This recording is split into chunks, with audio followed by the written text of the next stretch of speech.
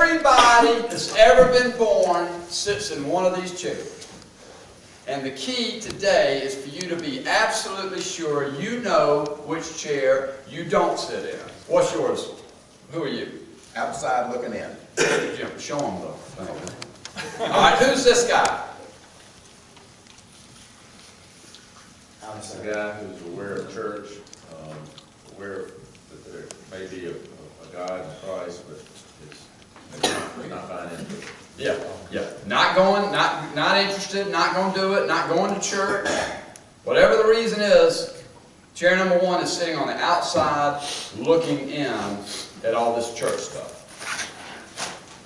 Who's in chair number two? Churchy. What's a church? Wait a minute. Were you ever a church in that? Yes. What is a church? Just, I'm going to be there every Sunday. At church. At church. Obligation, go to the motion.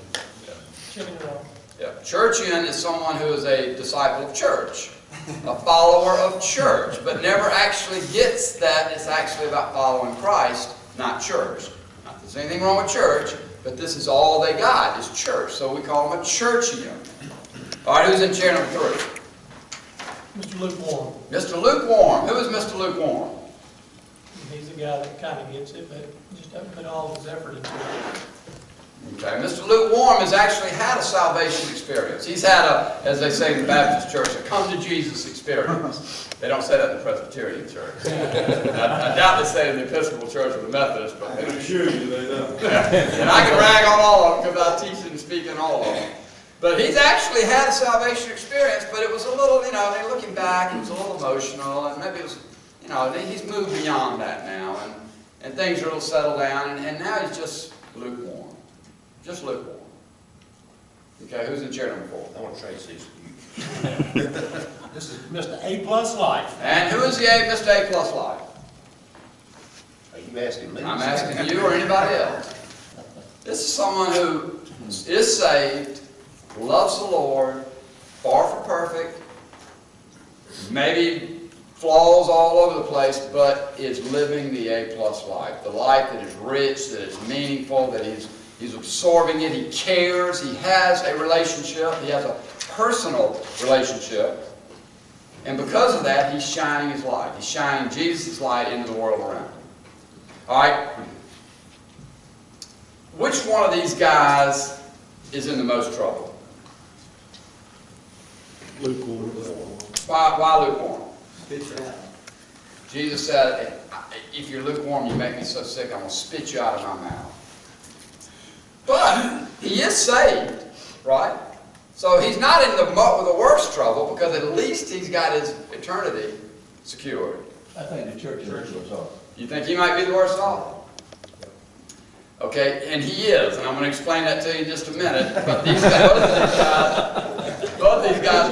All right, you remember the parable of the four soils? And I was driving down the road about 3 months ago, and I thought, can I pull all four soils off the top of my head? What was the first soil?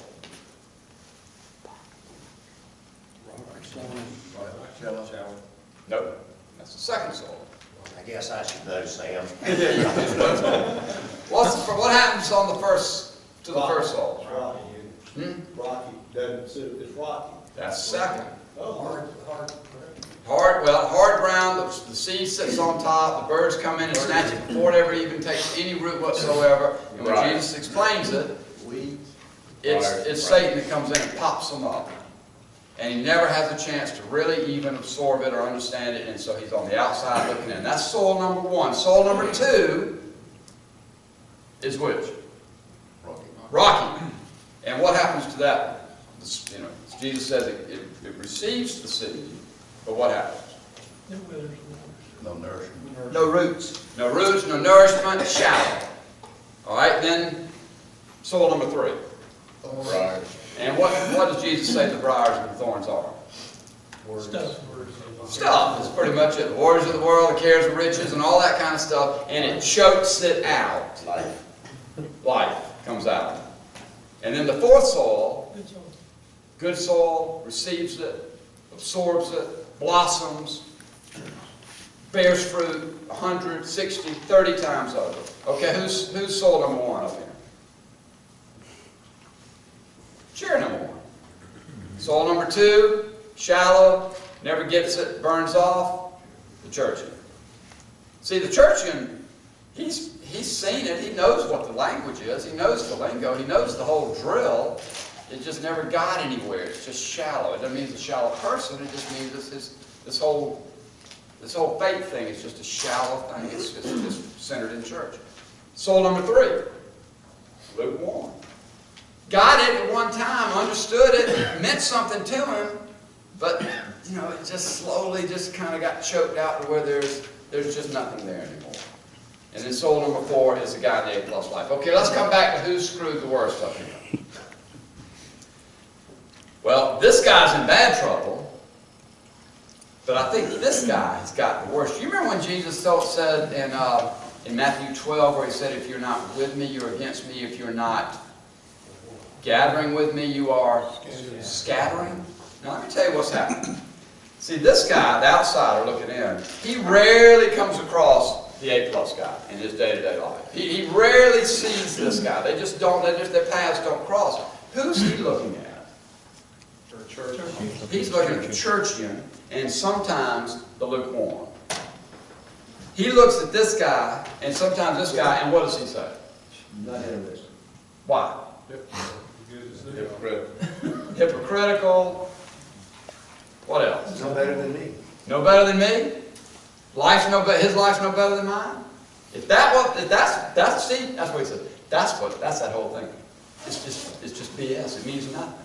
I got no interest in that. If that's what being a Christian is like, I'm out with that. No chance of that. So this guy is being scattered by this guy, and he doesn't even know it.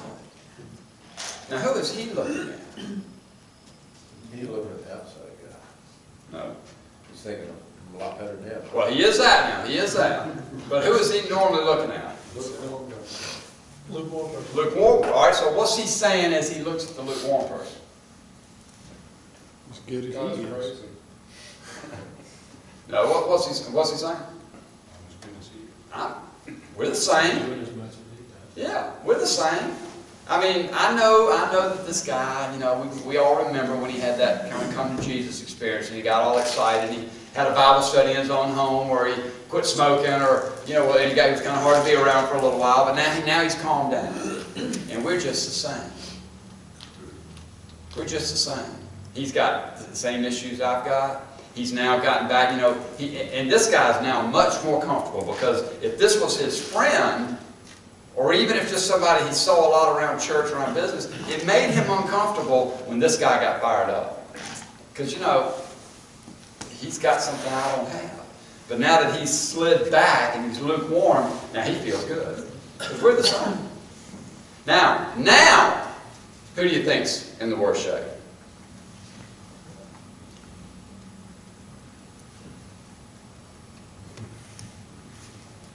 I think it's both of them, but they're in a neck and neck race. At least he has his salvation, but Jesus is going, you're working against me. You're scattering, and you don't even know it. This guy doesn't even have his salvation secured. And he's scattering this way. This guy's scattering with both of them. So even though he's got his salvation, I'm not so sure which one of these is in the worst shape. The only one who is gathering out of all four of these chairs is this guy. The only one who is gathering out of all four of these chairs is this guy. These two are scattering. He's probably scattering, but he's doing it on purpose, because he doesn't like the whole thing anyway, so he's intent to scatter. But these guys are working. So you got to ask yourself, which chair am I in? Because everybody on the planet is in one of these four chairs. And it's probably been in all of the church. Well, it couldn't have been in this one, for instance, if he's still over here. But that's right. I mean, you might have been here and now you've moved to here. That's the common thing that happens, is you were here and then you moved into this and this felt good. This was nice. You know, it's nice. Church is nice. I like church, and it's comfortable and it's good and it feels warm and fuzzy and all that. My children are there. We're going to the pancake breakfasts, you know, once a quarter for the men, and we go to the Wednesday night supper. Boy, I like that. And besides, I'm just like him, so I'm okay. Now open up your envelope. Steve, you mind writing on the board there? Open up your envelope. Tell us who is number one. Not you, only ones. You and John, the only ones who have anything in the envelope. that say? Mr. Proud, And what does Mr. Proud say? surrender, I earned it. Say it with a little emotion. there. Surrender, no, he's got a question mark. Yeah. Surrender, Surrender, I earned it. I'll earn it. I should have got somebody who can read even when. Mr. Proud says, surrender? What's all this surrender stuff? I'll earn my way. I don't take gifts. Nobody's going to give me anything. Nobody's ever given me anything in my life. I will earn my way in. That's Mr. Proud. Who's next? Mr. No, we're still on here. I'm sorry. Mr. Martyr, if that's not good enough. Mr. Martyr, I love Mr. Martyr. I love this guy. Well, I really don't, but I'm sitting with this older guy. This is honest, true story. And Mr. Martyr, that I'm sitting with, is 80 years old, and we're just having a conversation. And I just asked him at some point, well, what's your thoughts on the whole, the whole thing about Jesus and all what he says about being born again and all that. And he said, well, I'm going to tell you something, Sam. I've been a good guy all my life. I've given a lot of money away. I've given a lot of money to the church. I've done good things in the community. I've never cheated anybody, one penny in business. I've never cheated on my wife. I've provided a lot of employment for a lot of people. And then he looked at me and said, if that's not good enough, then that's just not good enough. See, he's Mr. Martyr. He's done everything he can do.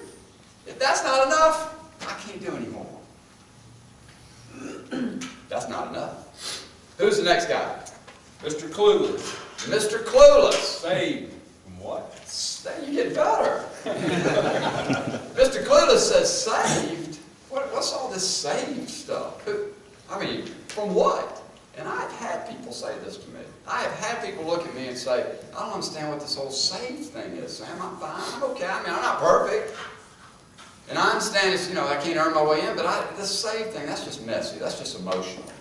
This person is clueless as to what it really is all about. Now, I want to keep coming back to you and reminding you that whenever I talk to you, I'm talking on two levels with two intentions. One is that you absorb this information and you think about all the people around you that might fall into one of these categories and how you might use it in the way you interact with other people. That's one level. What's the other level? You get it yourself, and you pull it back inside, and you say, well, does any of this apply to me? So are you in any of these chairs, or do any of these apply to you? Who's the next one? Mr. Hopeful, Now, we've talked about Mr. Hopeful before. Mr. Hopeful just basically says, I hope so. I think I'm okay. I'm pretty sure I'm okay, but I hope so. Mr. Hopeful thinks God grades on the curve, and I'm okay with that, because I'm not that bad. All right, who's the next guy? The last guy. Mr. Stiff, I love Mr. Stiff. You find Mr. Stiff in the Presbyterian church a lot. You find him in the Methodist church a lot. But actually, I'm just kidding. You find him all the way around. I had this Baptist down in Lawrence say, oh, no. You see him in the Baptist church too. What does Mr. Stiff say? I prefer the intellectual approach. I prefer the intellectual approach. See, I had a guy say that to me. And he said, Sam, all that emotional stuff and all that, that's all fine for you. You ended up in the gutter at some point, or all you other people ended up in the gutter and you had to find Jesus, but I prefer the intellectual approach. And I thought, well, there's a lot of intellectuals in hell, so you're going to have a lot of company. All these guys, they could be in any one of these three chairs, quite frankly. And you really can be in any one of these three chairs. But I find them most often in the Mr. Churchian chair. Now, what does yours say? All right. Mine is Mr. Sinner. Reference C. Have mercy on me, Lord. I am the sinner. Remember the parable Jesus tells, the story about the two men that go into the Jewish synagogue, and the first one's proud, and intellectual approach, and all those things, and says, oh, I'm so glad I'm not as bad as all these people around me. But then the second guy goes in and says, have mercy on me. I'm the sinner. I am the sinner. Can't even look up. And Jesus says, that's the only one that left justified. That's the only way you get the A+ life, is to understand, I am Mr. Sinner.